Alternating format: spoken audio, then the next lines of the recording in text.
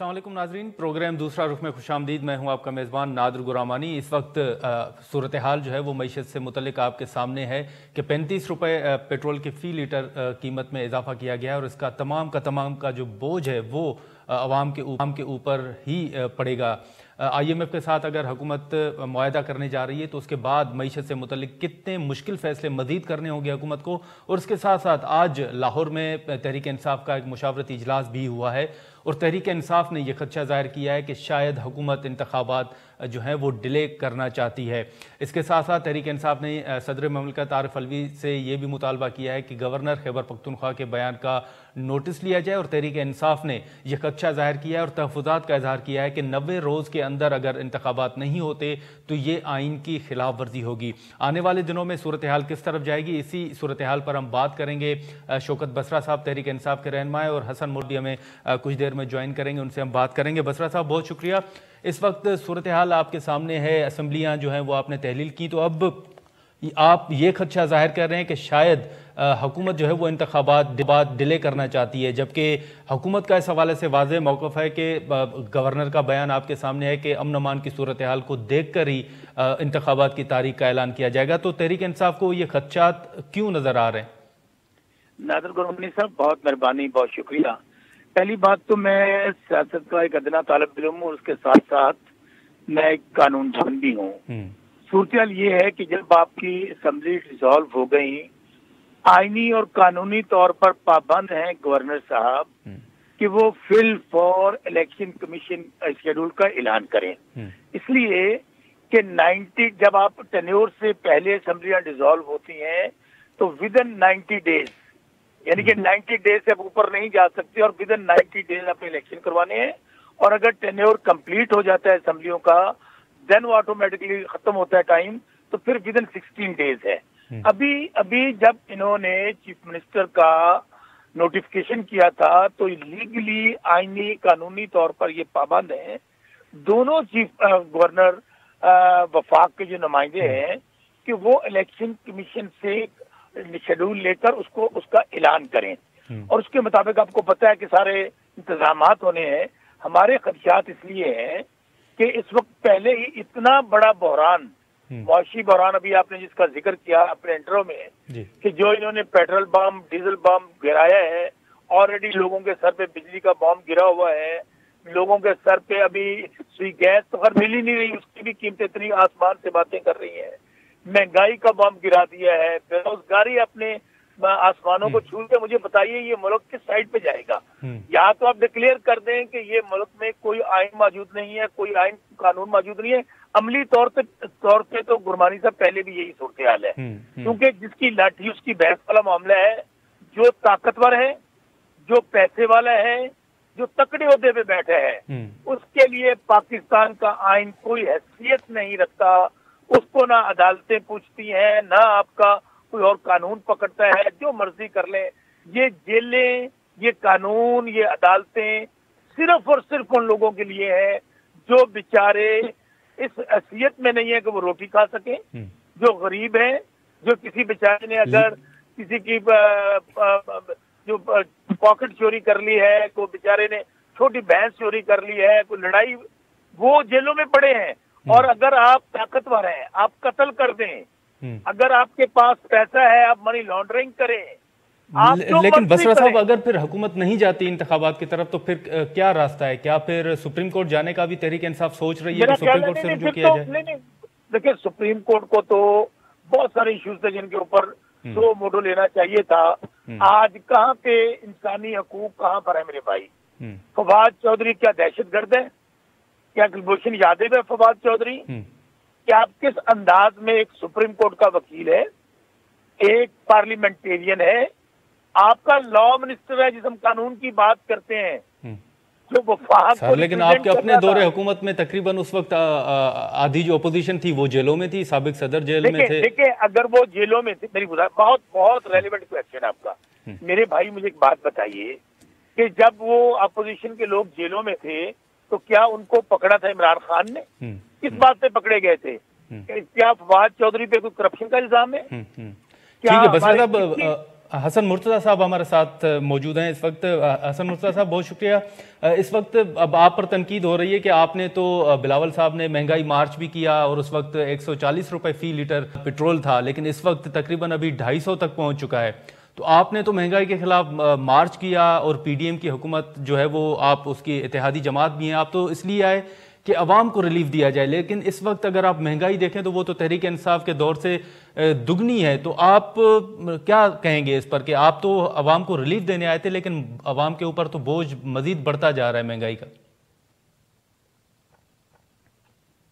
जी बिल्कुल, आप दुरुस्त कह रहे हैं जी कि महंगाई बढ़ी है। महंगाई जो पिछले 4 सालों में यहाँ पे मुआशी दहशतगर्दी हुई, जिससे इकोनॉमी को बड़ा नाकाबिले तलाफी नुकसान पहुंचा, वो वाकई जो है ये महंगाई जो है उसकी वजह से बढ़ी है। और लोगों की जो है कुव्वत खरीद, वो भी मैं समझता हूँ कि बड़ी कम हुई है। एक हुकूमत जो आई महंगाई के खिलाफ थी, उसके दौर में महंगाई का बढ़ना जो है वो वाकई काबिले तशवीश है।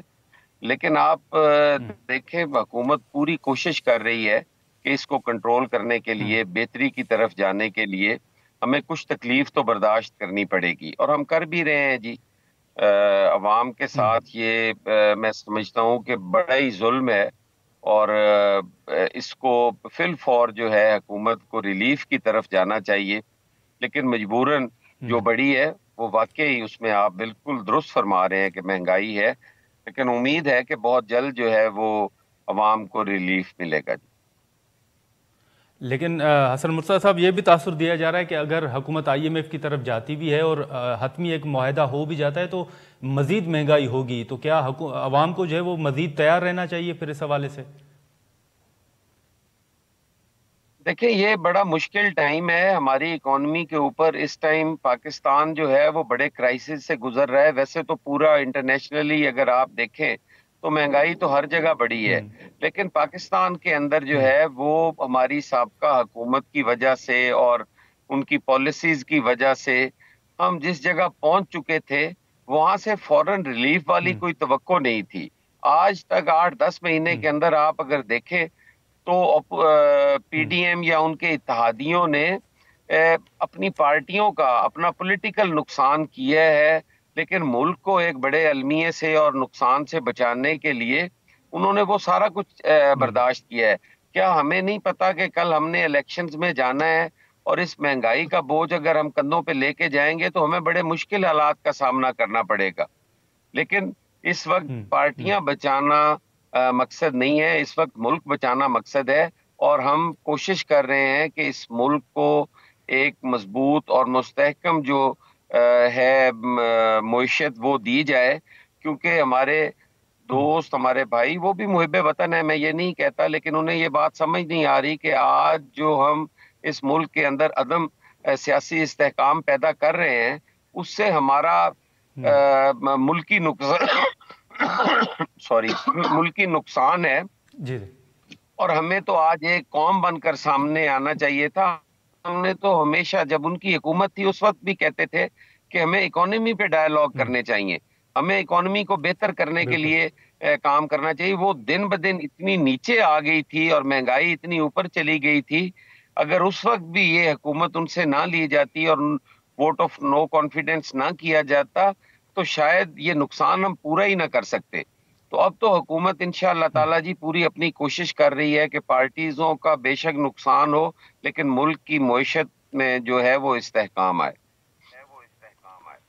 हसन मुर्तज़ा साहब, वैसे ये सवाल तो मुस्लिम लीग नून से बनता है, लेकिन आप उनके इत्तेहादी जमात हैं, तो इसलिए आपसे भी इस पर राय लेंगे कि जो मरियम नवाज साहिबा वापस आई, जो कल उन्होंने पावर शो दिखाने की एक उनका प्लान था जो उन्होंने दिखाया, आप समझते हैं कि महंगाई के इस दौर में मुल्क जिस सूरत हाल से गुजर रहा है उस वक्त पावर शो दिखाना चाहिए था?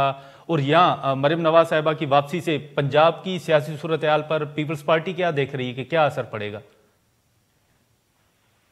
देखिए, ये तो जो सियासी जमातें हैं वो करती रहती हैं, इसमें तो ऐसी कोई बात नहीं है। सारे करते हैं, पूरी दुनिया में ये होता है। मरियम नवाज साहिबा अगर कल वापस आई हैं और उनके कारकुनों ने उनका इस्तकबाल किया है या अपनी अकीदत का इजहार किया है, तो इसका मतलब हरगिज ये नहीं है कि उससे कोई महंगाई मजीद बढ़ेगी पाकिस्तान के अंदर। वो तो उनका एक अपना सियासी पॉलिटिकल एक्टिविटी थी, वो उन्होंने की। उससे मईशत का या उसका तो मैं समझता हूँ कि कोई ताल्लुक नहीं है। लेकिन जो आपका सवाल था कि महंगाई बहुत हो गई है, वो वाकई तशवीशनाक है, उसकी तो मैं कोई जस्टिफिकेशन नहीं दे रहा। मैं तो कह रहा हूं कि बिल्कुल। वो वाकई है, लेकिन वो वक्त की जरूरत है। आज अगर महंगाई नहीं होगी तो फिर ये जो पिछला नुकसान है उनका अजाला किस तरह किया जा सकता है। मईशत को बेहतर करने के लिए और कौन सा चारा होता है, आपके सामने है। बसरा साहब, अभी माजी में जब आप थे हुकूमत में तो तब आप हमेशा ये एक जवाब देते थे कि आलमी मंडी में पेट्रोल की कीमतों में और खाम तेल में इजाफा हुआ है, तो इसलिए यहाँ पर पाकिस्तान में भी पेट्रोल की कीमतों में इजाफा हुआ है। तो वही जवाब तो मौजूदा हुकूमत दे रही, तो फिर आप क्या समझते हैं कि ये उनका जवाब वैलिड नहीं है? गुरबानी साहब, मेरी गुजारिश ये है जी। अभी ये मेरा भाई है, मैं कुछ कहूंगा ना तो बहुत क्योंकि मेरा एक बड़ा प्यार का रिश्ता है जी। ये लोग यूं लगता है जब पंजाबी कहते हैं जिन्होंने घर दाने उन्होंने कमले भी सियाने, फिर ये लोगों को ना मजाक करते हैं उनकी गुर्बत का, उनके जख्मों पे नमक छिड़कते हैं। देखे ना नहीं, लेकिन बसरा साहब, हसन मुर्तजा साहब तो मान रहे हैं कि महंगाई। छोड़ दे बात जी। मान लिया जी महंगाई, आगे से मजाक ये कर रहे हैं। हम जी चूंकि मुल्क डूब रहा था, मुल्क को इंडिया ने कब्जा कर लेना था, हमने ना जो पाकिस्तान में हुक्मरान थे वो इंडिया के थे, उन्होंने कब्जा छुड़वाया है। क्या बात करते हैं यार, किसको बेवकूफ बनाते हैं आप लोग। 13 पार्टियां मिलके आप लोगों ने कहा इमरान खान ने बेड़ा गर्क कर दिया, चूंकि वो 150 का पेट्रोल दे रहे हैं, वो 150 का डीजल दे रहे हैं, वो बिजली सस्ती दे रहे हैं। आपने कहा ये खाने पीने की चीजें जो है हम आएंगे, दूध और शहद की नहरें बह जाएंगी। अभी इनका आर्गुमेंट सुन ले क्या कह रहे हैं। वो तो कहते हैं कि ये तमाम बोझ इसलिए क्योंकि आपकी पॉलिसियां इस तरह की थी माजी में। गुरबानी साहब, अगर हमारी पॉलिसियां थी तो हमें 7 महीने वाला पहला पाकिस्तान वापस कर दें। खुदारा ये वाला पाकिस्तान हम नहीं छोड़ के गए थे, हम तो नाअहल थे, हमें तो हुकूमत करनी नहीं आती थी। इन्होंने कहो ना जान वाला इलेक्शन आवाम दे कोल क्यों आप कांपे टांग रही हैं, क्यों इलेक्शन अनाउंस नहीं कर रहे, इसकी वजह यही है। मेरे भाई, मैं सियासी बात कर रहा हूँ, इस भाई से खास तौर पे नहीं करना चाहता, लेकिन हसन मुर्तजा से पूछे, दिल पे हाथ रख के से पूछे आज मेरे भाई के, कि जब यहाँ पर गरीब आदमी की 2 वक्त की रोटी हम पहले बातें करते थे, आज आप 35 रुपए का अपने यार पेट्रोल और डीजल बढ़ा दिया, और यहाँ पे आप फिर आप ढीठों की तरह बातें कर रहे हैं कि जी हमें बड़ा दुख है, हमें बड़ी तकलीफ है। और भाई किस चीज की तकलीफ है? आपको तकलीफ ये है कि अभी लोग बाहर क्यों नहीं निकल रहे? लेकिन हसन मुर्तजा साहब, मेरी एक बात ध्यान में रखिएगा, मेरी बात तल्ख जरूर है। जब ये गरीब आदमी जिसके बच्चे भूख से मार रहे हैं ना, आप जिसके बच्चों के पास दवाई के पैसे नहीं है, वो लीडरलेस क्राउड निकलेगा ना।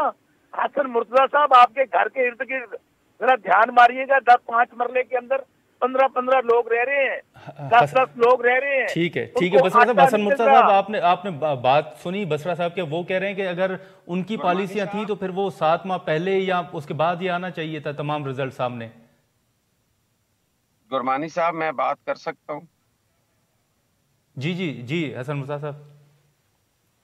गुरमानी साहब, गुजारिश ये है कि जिस तरह ये अब मोहतरम धमकियां दे रहे हैं कि मैं घर से निकलूंगा और मेरे पे हमले होंगे और ये बातें कर रहे हैं, कल इनके लीडर ने भी ऐसी एक गलती की है, तो मैं इन्हें आपकी विसातत से ये अर्ज करना चाहता हूं कि धमकियां ना दिया करे, ये इनको महंगी पड़ेंगी। हम पुरअमन पाकिस्तानी हैं, हमारी जद्दोजहद पुरअमन है, हमने हमेशा इस मुल्क को बचाने के लिए अपनी जानों के नजराने पेश किए हैं। तो हमें इस किस्म की ये धमकियां अगर देंगे तो फिर मेरा ख्याल है ये मुल्क को अनारकी और इंतशार की तरफ ले जाना चाहते हैं। चाहते क्या है, ले गए हैं। इन्होंने हमारी यूथ को वर्गला कर उनको 50,000 नौकरियों का झांसा, 50,000 घरों का झांसा दिया, 1 करोड़ नौकरी का झांसा, 50 लाख घरों का, सॉरी 50 लाख घरों का झांसा दिया, 1 करोड़ नौकरी का झांसा दिया, यूथ को कर्जे देकर उनको अपने पांव पे खड़े करने की बातें की, और इन्होंने कुछ नहीं किया। और फिर आप जब खुद एक नाकाम हो गए हैं, खुद जब कर कुछ नहीं पाए तो अब ये धमकियों पे उतर आए हैं। कभी कहते हैं जी कि हमारे मरवाने के पैसे दे दिए हैं, कभी कहते हैं ये घरों से निकलेंगे तो हम इन्हें देखेंगे। हम इन्हें मशवरा देते हैं कि आप इस मुल्क को पुरअमन रहने दें। आपसे अभी हिसाब ही नहीं मांगा हमने कश्मीर बेचने का। अभी हमने आपसे पूछना है कि फॉरेन फंडिंग लेकर किस मुल्क को फायदे पहुंचाते रहे, किस मुल्क के एजेंडे पर काम करते रहे, इस मुल्क के वफाक को कमजोर और तोड़ने की कोशिश किसके हुक्म पर आप लोग करते रहे। अभी आपसे ये सवाल भी होने हैं। और महंगाई का तो हम बर्दाश्त कर लेंगे, जिस तरह भी हुआ। हम कश्मीर फरोशों से कभी भी जो है वो बैठकर ना बात करेंगे ना हम। अभी तो आपको देने का टाइम आ रहा है। अभी तो आप देखें ना, शुरुआत है। अभी तो आपने और चीखना है। आपकी चीखें जो हैं वो कहां तक सुनाई देंगी। आज कहा जाता है ना कि मैं सुबह एक प्रेस कॉन्फ्रेंस देख रहा था, उसमें कहा जा रहा था कि हमारे घर का सर्च वारंट लिया जा रहा है। जब हमारी खवातीन को आप गिरफ्तार करके और जेलों में डालते थे, आपको याद नहीं है? आज आपको चादर चार दीवारी का बड़ा दुख और अफसोस हो रहा है। जब आप लोग लेकिन हसन बेगुनाह मुर्तजा साहब, तीन आप तीन इत्तेफाक महीने तो तक करेंगे ना कि ये जिस्मानी सब उस रिमांड वक्त भी पर दुरुस्त नैब नहीं था के और अब जरिए भी नहीं है। रखते थे और सियासी वफादारियां बदलने की कोशिश करते थे, वो आपको याद नहीं है? आपने जैसे 2018 में पाकिस्तान लिया था, क्या उस 4 सालों में आपने उसका ये हाल कर दिया कि आज वो नाकाबिले तलाफी नुकसान है और हम उसकी नुकसान की तलाफी चाहते हैं, और आप फिर खड़े होकर अपना सियासी नैरेटिव बनाने की कोशिश कर रहे हैं। आपको चाहिए इस मुल्क की जान छोड़ दे। ये मुल्क 74-75 साल से चल रहा था। इसमें आप कहते हैं कि चोरों की हुकूमत थी, डाकुओं की हुकूमत थी, लेकिन उस वक्त 4 रुपए फी यूनिट मिलता था जब हमारी हुकूमत थी। आपने कहां तक पहुंचाया? ये डॉलर 180 रुपए तक हम लेके आए थे, वो आप लेके आए थे। आप तो बड़े ईमानदार थे, क्यों डॉलर 180 रुपए का आपने किया?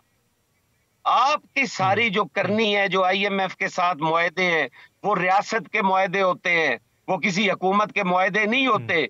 आपके किए हुए मुआहदों लेकिन पर सर, आज तो आज डॉलर जो अगर है हमें वो मजबूरन 182 अमल और दरामद 180 से करना भी पड़ आगे रहा बढ़ है, चुका है। तो आप उससे सियासत कर रहे हैं। ये सियासत का तरीकाकार है। लेकिन हसन मुर्तजा साहब, लेकिन आज तो आप जी, क्या डॉलर की कहा कीमत गुरबानी देखें साहब तो वो आप? तो 100। हसन मुर्तजा साहब, अगर आवाज आ रही तो मैं ये सवाल कर रहा हूं कि माजी में तहरीक इंसाफ के दौरे हुकूमत में तो 182 180 तक था डॉलर, लेकिन अब तो तकरीबन वो मार्केट में आप देखें क्या सूरत हाल है। मैं गुरबानी साहब वही अर्ज कर रहा हूं कि हमारा जो इनकी पॉलिसीज थी, आप अगर आईएमएफ के साथ मुआहदा करके आए कि हम पेट्रोलियम मसनूआत 300 रुपए तक ले जाएंगे, तो वो रियासत के साथ मुआहदा है ना, उसमें हम कमी कैसे कर सकते हैं? उससे कैसे हम भाग सकते हैं? ये सारे मुआहदे इनके तो किए मतलब हुए ये हैं जो आज हमें भुगतने पड़ रहे हैं। और हम आज भी कहते हैं कि हम इस क्राइसिस से इस मुल्क को भी निकालेंगे, इस कौम को भी रिलीफ देंगे। हमें आम आदमी का पता है ना, ठीक है। हमने आम आदमी को सब कुछ दिया है। पीपल्स पार्टी ने आम आदमी के लिए क्या कुछ नहीं किया यार? हम सड़कों पे मरते ठीक है, रहे, ठीक है। तो बसरा साहब, अब हम हसन मुर्तजा साहब की फांसियों पे गुफ्तगू आप सुने, चढ़ते वो रहे। कह रहे हैं कि तहरीक इंसाफ आज का ये आप हमें धमकी ही कह आमेज रहे हैं कि रवैया आप नहीं हुब्बुल होना वतन चाहिए। नहीं है। बसरा साहब, आवाज आ रही है सर? हम कहते हैं नहीं, बिल्कुल पार्लियामेंट आपकी में आवाज आ आके रही है। तो बात वो अब करो। हसन मुर्तजा ये साहब की गुफ्तगू पार्लियामेंट से आपने भाग सुनी है, वो जाते हैं कह जी। रहे हैं कि आप तहरीक इंसाफ का ये जो धमकी आमेज रवैया है ये अच्छा, नहीं होना पहली बात चाहिए, तो और पॉलिसियां वही जो कुर्बानी मैंने साहब, सवाल किया कि वो तो आपकी पॉलिसियां थी। इस तरह की गैर मंतकी, बिल्कुल इलॉजिकल, इररेलेवेंट गुफ्तगू, सवाल गंदम जवाब चने, वो कहां से कहां पहुंच गया मेरा भाई, उसकी वजह जवाब नहीं है ना। हुकूमत जब रेट बढ़ा रही है, पेट्रोल बढ़ा रही है, डीजल बढ़ा रही है, अनार की अपोजिशन कर रही है, यानी क्या बंदा इनकी लेकिन बसरा गुफ्तगू साहब, ये सुने ना। मुआहदा तो आईएमएफ के साथ आपका था ना, जो वो दावा कर रहे अच्छा, हैं। ये बात आज 8 महीने हो गए हमारी हुकूमत को खत्म हुए। कौन सा मुआहदा था जिसमें हमने कहा था कि हम गुरमानी साहब, इसने मुझे आपके प्रोग्राम में धमकी दी है ना कि घर से निकलोगे तो देखूंगा। पेट्रोल और डीजल वो उस बात को तो करे ना। देंगे थोड़े यार इन बातों को। अच्छा, इन्होंने हमारे किए मुआहदों पर अमल करवाने के लिए कितना जोर लगाकर हमारी हुकूमत बदली, कितना इनको शौक था कि ये, हम तो पाकिस्तान डुबो रहे थे, ये तो पाकिस्तान बचाने आए थे। इनको तो पेट्रोल और डीजल सस्ता कर देना चाहिए था। छोड़ दें इन बातों को। मैं फिर कह रहा हूँ, मैं जवाब मैं तो यकीन माने हसन मुर्तजा जिसको मैं जानता हूँ ना, ये मेरा भाई है, हम इकट्ठे थे पंजाब असेंबली में 2008 में। ये जब किसानों की बात करता था, गरीबों की करता था, मजदूरों की करता था, तो मुझे वो हसन मुर्तजा याद है। आज हसन मुर्तजा को हुकूमत में बैठ के अब हुकूमत के मजे आ रहे हैं और ये मजाक उड़ा रहे हैं उन गरीबों का, उन मजदूरों का, उन किसानों का जो इसके वोटर हैं। मैं यही आपको बात कह रहा हूँ कि इनको थोड़ा सा भी अगर ख्याल हो कि ये पाकिस्तान है, ये कोई इंडिया नहीं है। हमें तो यूं लग रहा है जैसे आने वाले दिनों में ये फिर कहेंगे कि भाईजान अब चूंकि हालात अच्छे नहीं है तो हम जो अभी आप देखें ना IMF से मुआहदा होगा, जो आपने सवाल किया था, मुझे बताएं उसके बाद कहाँ पे जाएगी आपकी बिजली का रेट, कहाँ पे जाएगा खाने पीने वाली चीजों का रेट। फिर ये कहेंगे हम कोशिश कर रहे हैं। तो भाई क्या कोशिश कर रहे हो? आप तो कह रहे थे हम इसहाक डार साहब को लेकर आए हैं, हम फलां को लेकर आए हैं। मेरे भाई ये प्लान, मैं फिर कह रहा हूँ, ये प्लान जो है इनका हमारे ताकतवर हलकों को इनके मुतल्लिक सोचना होगा, वरना मैं बार बार आपको कह रहा हूँ, अल्लाह ना करे, ये कह रहे हैं धमकी दे रहे हैं। वो सिर्फ इन्होंने नहीं, हसन मुर्तजा ने भी इधर रहना है, ये मेरा भाई है, मैंने भी इधर ही रहना है। ना मेरे को बाहर असाते हैं, ना मेरे पैसे ना हसन मुर्तजा के हैं। उन लोगों सब जिनकी बात मैं कर रहा हूँ, उन्होंने ना हसन मुर्तजा का घर छड़ना है ना शौकत बसरा का छड़ना है। गल रेंज रखना। गुजारिश में जो कह रहा हूँ जरा बात को समझने की कोशिश करे। हालात मेक और ब्रेक की तरफ है। आज जो झटका मिला है, आज जो महंगाई का बम मारा है, मैं तो कह रहा था हसन मुर्तजा भाई आएगा और कहेगा कि मैं लानत भेजता हूँ ऐसी अपनी सीट पे जो अवाम पे ऊपर खुद को हमला कर दिया महंगाई का, और ये आगे डिफेंड कर रहे हैं। ठीक है, ये आकर मुझे धमकियां दे रहे हैं यार। मैं भाई को कह रहा हूँ, भाई आपने क्या कल सियासत, ठीक है हसन मुर्तजा साहब, अगर ब्रेक से वापस आए तो फिर इस पर आपसे जवाब लेते हैं। नाज़रीन, यहाँ पर हम एक शॉर्ट ब्रेक लेते हैं और ब्रेक के बाद जो शौकत बसरा साहब ने गुफ्तगू की है उसी पर हसन मुर्तजा साहब से जवाब लेते हैं। प्रोग्राम में दोबारा खुशामदीद। शौकत बसरा साहब जो गुफ्तगू कर रहे थे, हम हसन मुर्तजा साहब की तरफ जाएंगे उसी का जवाब लेने, लेकिन बसरा साहब आप कुछ कहना चाह रहे थे। जाहिद गुरमानी साहब, मैं सिर्फ एक बात कहना चाहता हूँ जी। जिस हसन मुर्तजा को मैं जानता हूँ ना, वो मेरा भाई वो है जो गरीबों के लिए, मजदूरों के लिए और खास तौर पर किसानों के लिए तादम मरग भूख हड़ताल किया करता था। मैं जिस हसन मुर्तजा को जानता हूँ, रुपए पेट्रोल बढ़ता था, 1 रुपया बिजली बढ़ती थी, तो डीजल बढ़ता था। सर वो तो माजी में फिर तहरीक इंसाफ भी करते रहिए, पार्लियामेंट के अंदर भी, फिर डी चौक पर भी आग लगा लूंगा। सारी उन पे बैठा रहता था और हम उसको, ठीक है सर, इसी पे हसन मुर्तजा साहब का जवाब ले लेते हैं। हसन मुर्तजा साहब, ये भाई हसन मुर्तजा नहीं हो सकता, आपके कोऑर्डिनेटर ने नंबर किसी और का मिला दिया। ठीक है, हसन मुर्तजा साहब से जवाब ले लेते हैं। हसन मुर्तजा साहब, आप देखेंगे मेरे भाई, ये कोई और हसन मुर्तजा को आपने नंबर बसरा साहब, हसन मुर्तजा साहब को जवाब देने दें इसका। हसन मुर्तजा साहब, अब ये तमाम तनकीद जो है वो आप पर हो रही है। अब ये भी कहा जा रहा है कि मादी में जिस टीम की, जो खान साहब की टीम थी, उस पर आप तनकीद करते थे, लेकिन अभी जो मिफ्ता इस्माइल साहब को हटा दिया गया, डार साहब आ गए, फिर भी मईशत जो है वो संभल नहीं सकी। तो ये तनकीद आप पर भी हो रही है कि आपकी मुआशी टीम क्या कर रही है? बिल्कुल गुरबानी साहब, बिल्कुल जायज तनकीद है, मैं उसका खैर मकदम करता हूँ। मैं कोई ऐसा आदमी नहीं हूँ जैसे कि कोई मुझे सिखाए कि मैंने सियासत कैसे करनी है। मैं आज भी अपने मजदूर के साथ खड़ा हूँ, मैं आज भी अपने काश्तकार के साथ खड़ा हूँ, मैं आज भी इस मुल्क को दुरुस्त सिमत में ले जाने वाली क़यादत का आज भी फॉलोअर हूँ। मैं आज भी ये कह रहा हूँ कि हमने जो नाकाबिले तलाफी नुकसान बर्दाश्त किया है पिछले 4 सालों के अंदर, उसके लिए हमें सख्त फैसले लेने पड़ रहे हैं। और हम आज जिस महंगाई की दलदल में धंसे हुए हैं, आज उनके सहूलतकार बैठकर टीवी पे हमें तनकीद का निशाना बना रहे हैं। मैं बसरा साहब की बात से भाग नहीं रहा, मैं आज भी कहता हूं कि मेरे काश्तकार को अगर फैसिलिटेट करो तो ये एग्रो बेस्ड इकोनॉमी है, आपकी इकोनॉमी खड़ी हो जाएगी।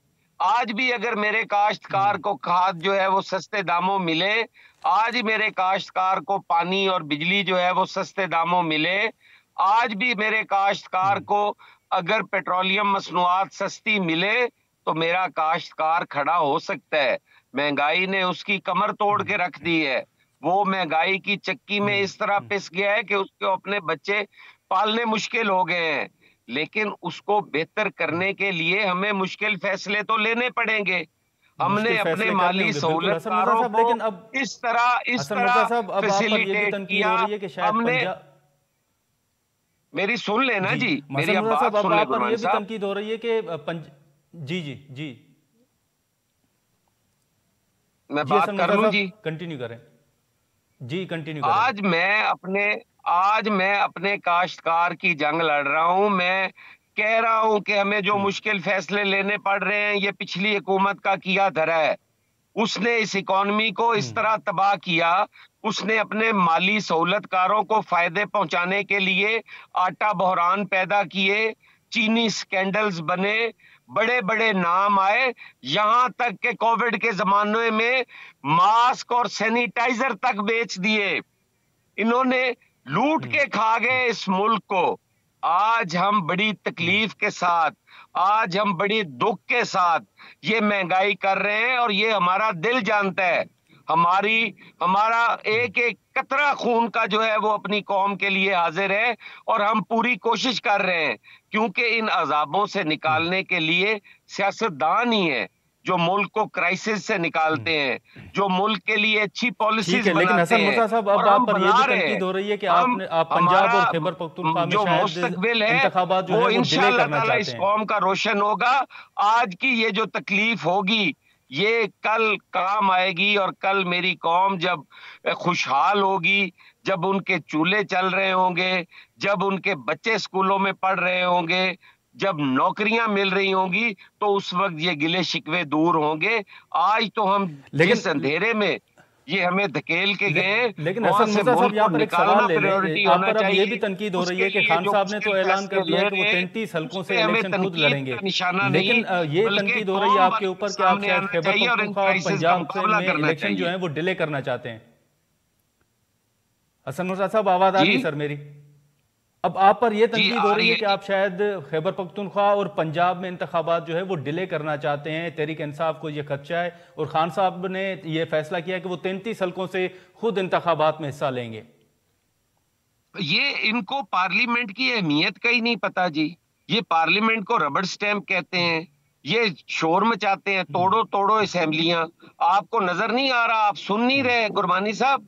बड़ा वाजिया जो जी रिएक्शन आया है परवेज इलाही साहब की तरफ से, वो सारी कौम नहीं देख रही। वो खुद कह रहे हैं कि यार इन्होंने तोड़ो तोड़ो करके असेंबलियां तोड़वा दी, हम बेहतरी की तरफ जा रहे थे। और हम तो कहते थे कि यार हुकूमत बेशक आपकी रहे, लेकिन आप असेंबलियां ना तोड़ो, इनको कंटिन्यू रखो, लोगों के मसाइल कम करो। अब ये कहते हैं इलेक्शन कराओ। अगर जिमनी इलेक्शन हो रहे हैं तो उन पे कहता है कि मैं खुद लड़ूंगा एक आदमी। अरबों रुपया खर्च होना है। दरअसल इनका बिल्कुल। जो प्लानिंग है वो ये है कि आप खजाने को खसारे की तरफ लेकर जाओ, ऐसे फैसले करो जिससे खजाना खाली हो, ये हुकूमत गिर जाए, और मैं फिर यहाँ पे मुसल्लत हो जाऊं। अब वो वक्त नहीं आने वाला। ठीक है, ठीक है हसन कौम साहब, इसी समझ पर चुकी है। बसरा आप साहब से जवाब ले आप लेते हैं। बसरा 33 पे ही साहब, खुद लड़ो, 33 हलकों पर एक हमें बार कोई फिर खान साहब एतराज जो है नहीं। वो आप खुद लड़ो अगर इलेक्शन आप। लड़ेंगे, ये क्या स्ट्रेटेजी है? पहली बात तो मैंने एक सवाल किया था, ये जो गुफ्तगू कर रहे हैं ये वाकई हसन मुर्तजा साहब है, इनकी जी गुफ्तगू मैंने सुनी है, पहले ये मुझे यकीन दिलाए। जी जी क्योंकि दो हसन मुर्तजा या तो ये किसी और ऐसे मुल्क का बाशिंदा है या वहां पे रह रहे हैं, वहां से गुफ्तगू हो रही है। यहाँ 35 रुपए पेट्रोल नहीं बढ़ा, यहाँ पे आज 35 रुपए डीजल नहीं बढ़ा, या मट्टी का तेल नहीं बढ़ा। ये पाकिस्तान वाला जो जिस हसन मुर्तजा को मैं जानता हूँ ये वो नहीं है। मैं यकीन से कह सकता हूँ, मैं सीरियस बात चलें। लेकिन सर, ये जो तो 33 हलकों से इलेक्शन लड़ने का फैसला है, आप क्या समझते हैं कि ये क्या स्ट्रेटेजी है? आप 33 क्या, ये 140 हलकों में करवाएंगे, वहीं पे इमरान खान लड़ेंगे। ये मैं बिल्कुल आपको, हमारी पार्टी ने फैसला कर लिया। फिर रिजाइन करेंगे? 100 बिल्कुल रिजाइन करेंगे। उसकी वजह यह है कि पाकिस्तान के मसाला सीरियस नोट, अभी मेरा भाई कह रहा था जो हुकूमत में है, कह रहे मुल्क में अनारकी हो रही है। सर भाई हुकूमत तो आप हैं, फर्ज आपका बनता है। चलें, ठीक है। मुल्क में सियासी इस्तेकाम लेकर आए, सियासी इस्तेकाम होगा तो सुबह की असम्बलियां अब टूटी हुई इनके है ना, पास अगर मुझे ना कोई बताइए। बात हो तो मैं आइन क्या जो है करूं जी, ये इसका अब मतलब बातें है हैं कि तो कोई करने आइन वाली। के चलिए हसन मुर्तज़ा साहब, अगर आप सिर्फ एक जवाब दे दें कि क्या हुकूमत वाकई इंतखाबात डिले करना चाहती है, अगर मुख्तसर जवाब दे दें। कोई ऐसा प्रोग्राम नहीं है जी, हुकूमत इलेक्शन डिले नहीं करना चाहती, इलेक्शन अपने टाइम पे होंगे। और ये जो इनका मकसद है, अब आप अपने प्रोग्राम का देख लेना, पूरे प्रोग्राम में 35 मिनट उन्होंने इस बात पे जाया किए कि ये हसन मुर्तजा नहीं है। इनू किसी अखा वाले डॉक्टर को ले जाओ, उथों इन अखा ठीक कराओ, इनू स्क्रीन ते मैं नजर नहीं आ रहा, फिर पूछी जाता है वो नहीं है, ये वो नहीं है। पूरा टाइम जाया करते हैं, सारा कुछ करते हैं। इन्होंने गुरबानी साहब आपको गुमराह करने की कोशिश की है कि हसन मुर्तजा नहीं है, जी ताकि आप अपनी टीम नहीं से सर, जो लेकिन है वो मुझे पता खड्डा है कि आप करें, हसन मुर्तज़ा हैं। आप अपने कोऑर्डिनेटर से नहीं लड़ पड़े। इनका मकसद ही और कोई नहीं है, हर नहीं जगह नहीं, जहां जाते हैं वहां तारीख छोड़ जी आते हैं। भाई, असल मुर्तजा है, कंफर्म चले हो गया आपको? ठीक है ठीक है ठीक है। हसन मुर्तज़ा साहब, शौकत बसरा साहब, आपका बहुत शुक्रिया। नाजरीन, यहाँ पर हम शॉर्ट ब्रेक लेंगे और बाद हम जो पेट्रोल की कीमतों में इजाफा हुआ है उसके बाद क्या सूरत हाल बनेगी आगे, मईशत से मुतल्लिक कितने अहम और मुश्किल फैसले हुकूमत को करने पड़ेंगे, लेकिन यहाँ पर हम एक शॉर्ट ब्रेक लेते हैं। प्रोग्राम में दोबारा खुशामदीद। इस वक्त जो हुकूमत की जानिब से पेट्रोल की फ़ी लीटर कीमत में 35 रुपये इजाफा किया गया है, लेकिन उसके साथ साथ ये भी इम्कान ज़ाहिर किया जा रहा है कि अगर IMF के साथ हतमी मुआहदा हो जाता है तो मज़ीद जो है वो महंगाई का इम्कान भी ज़ाहिर किया जा रहा है। तो आने वाले दिनों में आवाम के ऊपर महंगाई का मज़ीद कितना बोझ पड़ सकता है, ऐसी सूरत हाल पर हम बात करेंगे। माहिर मुआशियात डॉक्टर खाकान नजीब साहब हमारे साथ मौजूद रहे। डॉक्टर साहब, अभी आपने देखा कि मुल्क के डिफ़ाल्ट होने से मुतलिक बातें की गई, तनकीद की गई, सियासी बयानात सामने आते रहे। आज 35 रुपये फ़ी लीटर इजाफा किया गया। आने वाले दिनों में बतौर माहिर मुआशियात आप क्या देख रहे हैं कि सूरत हाल किस तरफ जाएगी? बिस्मिल्लाहिर्रहमानिर्रहीम। Nadir, thank you for having me. देखें, एक चीज समझ लें कि हम IMF से कोई राह फरार हमारे पास मौजूद नहीं है। IMF के अलावा कोई सड़क नहीं है जो कहीं और जा रही हो। So all roads from Pakistan today go to the IMF। अगर हमने ये 3 महीने डिले ना किया होता, 25 अक्टूबर को ये रिव्यू शुरू होना था, नवा रिव्यू। तो मेरा ख्याल ये है कि पाकिस्तान के पास जो इस वक्त ज़र मुबादला के ज़खायर बन गए हैं, जो इस वक्त सिर्फ $3.5 अरब के करीब रह गए हैं, ये शायद इतने लो ना आते। अगर ये इतने लो ना आते तो रुपए की मूवमेंट भी थोड़ी ऑर्डरली होती। अब पाकिस्तान का जो अगले चंद माह हैं वो IMF के बगैर नहीं चल सकते। 31 जनवरी ऑनवर्ड्स हमने IMF के साथ मुज़ाकरात शुरू करने हैं। What I am hoping is कि हुकूमत, अथॉरिटीज ने एक अच्छा प्रोग्राम होम ग्रोन उनके सामने रखा हो, जिसमें ये बात दुरुस्त आपने की है। और कौम के साथ हमें ऑनेस्टली ये बताना चाहिए कि IMF आकर ये नहीं कह रहा कि बिजली और गैस की कीमत की तब्दीली कीजिए। अब आप कहेंगे ये मैं क्या कह रहा हूं। देखिए, ओगरा ने आज पेट्रोलियम प्रोडक्ट्स की कीमत का तायुन किया। क्या इसमें कोई IMF की बात शामिल थी? मेरा नहीं ख्याल। ओगरा ने आज 20 रुपए पेट्रोल और 38 रुपए जो कीमत है HSD की, उसमें तब्दीली के लिए आपके पास एक डिटर्मिनेशन 15 दिन की भेजी। आपने उसको पास ऑन किया लोगों पर। एक इसमें जरूर PDL का आंसर है, जो कि आपने एज अ प्रोग्राम रखा IMF के साथ कि हम इसको 50 रुपए तक ले जाएंगे। जो अब 40 रुपए है डीजल पर, जो 5 रुपए बढ़ी है, और 50 पूरी हो चुकी है पेट्रोल पर। इसी तरह अब बिजली भी एक तब्दीली की तरफ है, क्योंकि आपने जो बेस टैरिफ है उसकी एडजस्टमेंट्स नहीं की, कुछ आपने फ्यूल प्राइस एडजस्टमेंट्स रोकी हुई हैं। इन सब का तायुन नेपरा ने किया है। अब आप हैरान होंगे कि गैस का आखिरी तायुन 2020 सितंबर में जब ओगरा ने किया, तब से कई दफा उन्होंने इसका तायुन किया, हमने तब्दीली नहीं की। IMF में आकर आप फंस जाते हैं। आज मैंने एक आर्टिकल भी लिखा इसी चीज पर, उसका नाम है ऑस्टेरिटी ट्रूली मिसअंडरस्टूड। तो IMF आपको कहता है कि ये सब काम कीजिए, तो ये आपको एक शॉक थेरेपी लग रहा है। बल्कि सैटरडे के दिन मैंने डॉन में IMF के बारे में एक आर्टिकल लिखा, और उसमें मैंने यही लिखा कि इस इम्पास को ब्रेक कीजिए, लोगों से ऑनेस्टली बताइए कि ये प्राइस चेंजेस हमें करने हैं। ये प्राइस चेंजेस किए बगैर कोई ना हमारा जो इस वक्त ब्लीडिंग हो रही है, जो खसारा चल रहा है, उसको रोक सकते हैं, और IMF से साथ चल सकते हैं। यही पाकिस्तान का फ्यूचर है। लेकिन बिल्कुल दुरुस्त आपने कहा। अब मैं ये समझता हूं कि रकूम आना शुरू होंगी तो स्टेबिलिटी आएगी। $3.5 अरब के ज़खायर लेकर मुल्क नहीं चलाया जा सकता। एक डॉलर लिक्विडिटी क्रंच है, एक माली चैलेंज है, एक बैलेंस ऑफ पेमेंट्स का चैलेंज है। इसमें से निकलना है, और पाकिस्तान और बहुत ज्यादा क्राइसिस की सिचुएशन में मैं डिफॉल्ट का लफ्ज नहीं इस्तेमाल लेकिन डॉक्टर करता। साहब, आप समझते हैं कि जो खदशा जाहिर किया जा रहा है कि पेट्रोल की कीमतें शायद फिर 300 फी लीटर तक भी जा सकती हैं, तो सूरत हाल चाहे फिर वो IMF के साथ मुआहदा हो या कुछ और जिसका आप जिक्र कर रहे हैं, तो क्या वाकई अवाम को तैयार रहना चाहिए कि सूरत हाल अभी मजीद जो है वो महंगाई की तरफ भी जाएगी, 300 फी लीटर भी हो सकता है पेट्रोल? नादिर, मुझे अफसोस के साथ ये कहना पड़ रहा है कि इस वक्त दो एडजस्टमेंट्स हो रही हैं। एक तो ये है कि ब्रेंट की कीमत जो है उसमें मैंने देखा है इस वक्त $86 से तजावुज कर गई है। ये आज से कुछ एक माह पहले का मैं जब जायजा ले रहा था तो ये शायद $79 पे थी। तो ऑब्वियसली एक जो बढ़ी हुई कीमत का की वजह जो है वो इंटरनेशनल प्राइस है। पर जब आपके रुपए की कदर 225 और 30 के दरमियान थी और आज 262 पे है, तो आपने ये भी देखा कि 10% वहां का भी एक डिप्रिसिएशन हुई। ये बात दुरुस्त है कि अभी I think we are not done with the changes in the petroleum product prices, और इसका अभी कुछ असर बाकी रहेगा और कुछ आने वाले जो फोर्टनाइट्स हैं उसमें कुछ तब्दीली अपवर्ड हो सकती है। ये बात सही है, पर हमें काबू पाना है इस चीज पे किस तरह। मैं लोगों को हमेशा ये कहता हूं कि कॉन्जर्वेशन जो है ना is your best friend today. Energy policy मुल्कों के लिए भी, हुकूमतों के लिए भी और लोगों के लिए भी एक ही है, और वो है कॉन्जर्वेशन। आप जब तक अपना इस्तेमाल कम नहीं करेंगे, आप जब तक अपनी बिजली का इस्तेमाल कम नहीं करेंगे, गैस का और इसी तरह पेट्रोलियम प्रोडक्ट्स का, आप अगले 6 माह नहीं गुजार सकते। दुनिया भर में, इवन यूके में मैं देख रहा था, there are power cuts, so that is the way forward.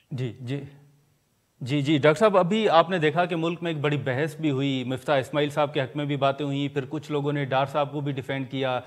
बतौर माहिर मुआशियात आप क्या समझते हैं कि मिफ्ता इस्माइल साहब बिल्कुल ठीक जा रहे थे, कम से कम वो सामने आकर आवाम को बताते थे कि सूरत हाल ये है, या फिर आपकी नज़र में डार साहब जो हैं वो इस वक्त ठीक जा रहे हैं?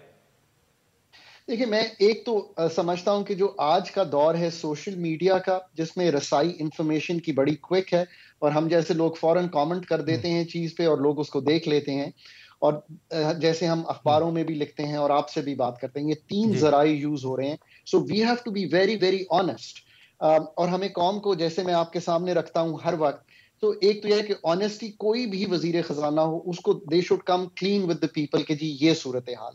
दूसरी सूरत हाल ये है कि आप याद रखिए कि हमने ये जो इंपोर्ट्स को कर्ब करने की पॉलिसी पिछले कई माह से चलाई है, ये 2-3 माह के लिए तो ठीक थी, अब हमें इससे बाहर निकलना है।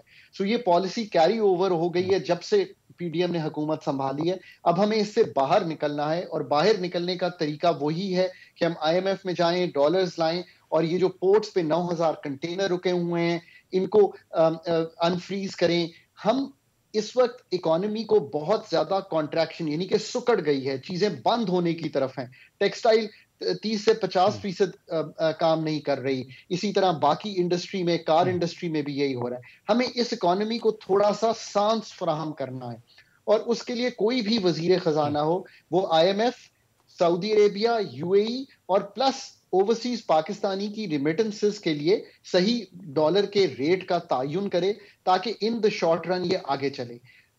इवन जो बजट बनाया गया, मैं अब आपके सामने बड़ी तशवीश से ये चीजें इसलिए रख रहा हूं कि आप हैरान हो जाएंगे, वो 3,950 अरब का हमने मार्कअप रखा, आज मार्कअप 5,000 अरब पे चला गया है। हमें IMF से मुज़ाकरात इतने आसान नहीं होंगे, जो भी वजीर खजाना हो, फाइनेंस एंड इकोनॉमिक। ठीक है डॉक्टर साहब, बहुत शुक्रिया। नाजरीन, इस वक्त डॉक्टर नजीब साहब की गुफ्तगू आपने सुनी। देखें कि आने वाले दिनों में मईशत से मुतल्लिक फैसले जो हैं वो क्या सामने आते हैं, और ये भी खदशा जाहिर किया जा रहा है कि 35 रुपये जो इजाफा किया गया ये फाइनल नहीं है, अभी मजीद चेंजेस भी आ सकती हैं। यहाँ पर प्रोग्राम का वक्त खत्म होता है, हमें दे इजाज़त, अल्लाह हाफिज़।